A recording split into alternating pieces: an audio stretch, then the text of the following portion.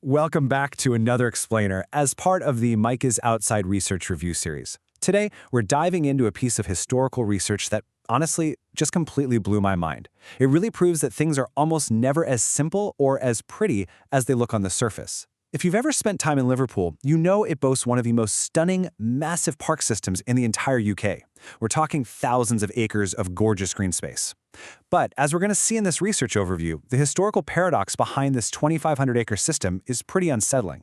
The immense wealth that bought this land and built these foundational estates, it didn't come from a good place. It came directly from the horrors of the transatlantic slave trade. So let's unpack how these beautiful civic spaces are literally rooted in horrific exploitation. To really wrap our heads around this, we have to look at this stark observation from a poet named William Bagshaw Stevens, written way back in 1797. He wrote, "Throughout this large built town, every brick is cemented to its fellow brick by the blood and sweat of Negroes." Man, it is a chilling quote, but it hits the nail on the head regarding the city's dark origins. Slavery wasn't just some side hustle for a few merchants. It was the absolute, undisputed economic engine of Liverpool during the 18th and 19th centuries. The grand town halls, the massive libraries, the beautiful streets, and those sprawling country estates that eventually became public parks, they were overwhelmingly funded by the profits of human suffering. And the research shows Liverpool didn't just participate in this brutal industry, they absolutely dominated it. By the 1740s, they had completely bypassed other major ports like Bristol and London. The sheer scale here is just staggering.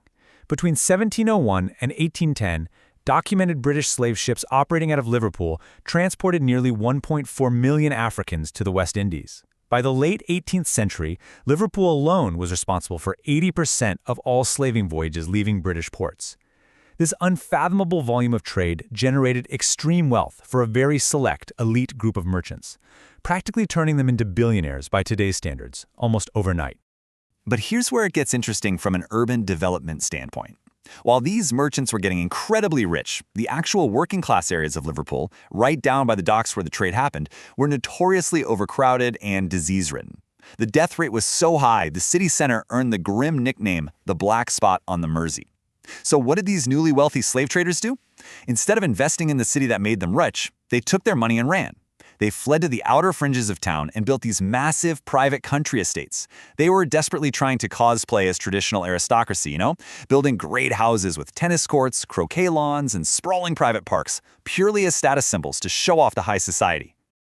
Now, this brings us to a concept we hear about all the time today: corporate social responsibility, or CSR. You've seen it when a company with a terrible public image suddenly sponsors a city park or donates to a big charity. A lot of folks call it conscience laundering to fix their reputation. As we dig into this historical research, the central question is this: did these wealthy slavers eventually donate their beautiful private estates to the public to launder their consciences? Were they trying to deflect public outrage as attitudes towards slavery finally started to shift? It's a really compelling theory, especially when we look at how modern corporations handle bad PR. And make no mistake, the slavers absolutely knew the moral tide was turning. The ethical awakening in Britain really exploded in 1783 with his own court case. The details here are horrific. 132 enslaved people were thrown overboard a Liverpool slave ship to their deaths, just to preserve drinking water for the crew. And then the ship's owners actually tried to claim insurance on the loss of cargo. The public outrage was massive and served as a major tipping point. Eventually, despite some incredibly well-funded lobbying from Liverpool politicians, Parliament passed the Slave Trade Act in 1807, outlawing the trade. And then, the Slavery Abolition Act of 1833 finally abolished the practice itself in the West Indies.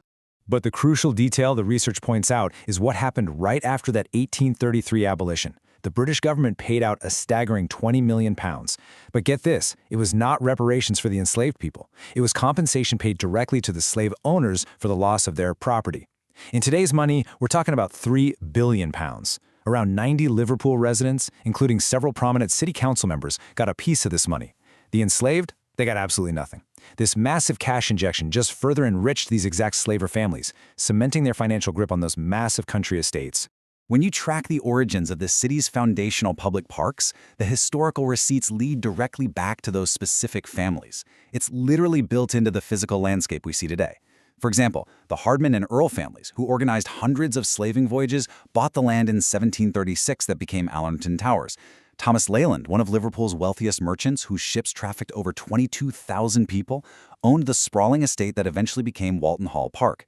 and the Yates family acquired the land for Princess Park. These beautiful green spaces started out entirely private, built squarely on the profits of mass human trafficking. Now, you might be wondering, why didn't the city government just step in and build public parks so everyday people could escape those awful black spot conditions? Well, they flat out refused.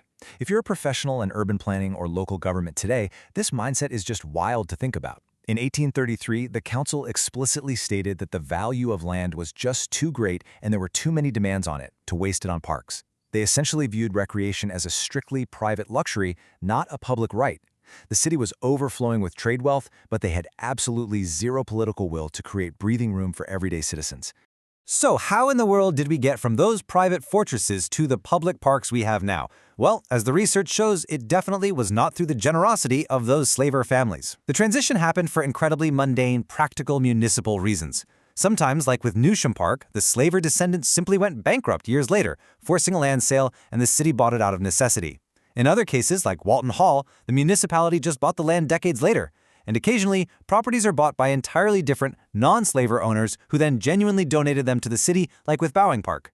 And this leads us to a critical realization that completely shatters that conscience laundering myth. There is zero evidence that the slavers of Liverpool handed over their parks to the public out of guilt or to clear their reputations. The historical reality is that they held onto these estates with an absolute iron grip for generations to maintain their elite status. It was only much later, through municipal purchases born out of civic necessity or the family's eventual financial ruin, that these lands became public. The slavers kept their wealth, and they kept their private parks for as long as they possibly could. Which leaves us with a really profound question. What does all this mean in real life? For professionals in the field, like historians, urban planners, and city councils, this research demands we rethink how we contextualize our civic spaces. We can't just celebrate the greenery without acknowledging the blood in the soil that bought it. And personally, for folks in the real world just walking their dogs or playing with their kids in these parks, it's a heavy realization. We have to reconcile the peace of our present with the unimaginable cruelty that paid for the ground beneath our feet. It definitely challenges us to look much deeper into the history of the everyday places we take for granted. Thanks for hanging out with me for this explainer, and make sure to check out other videos as part of this research review series.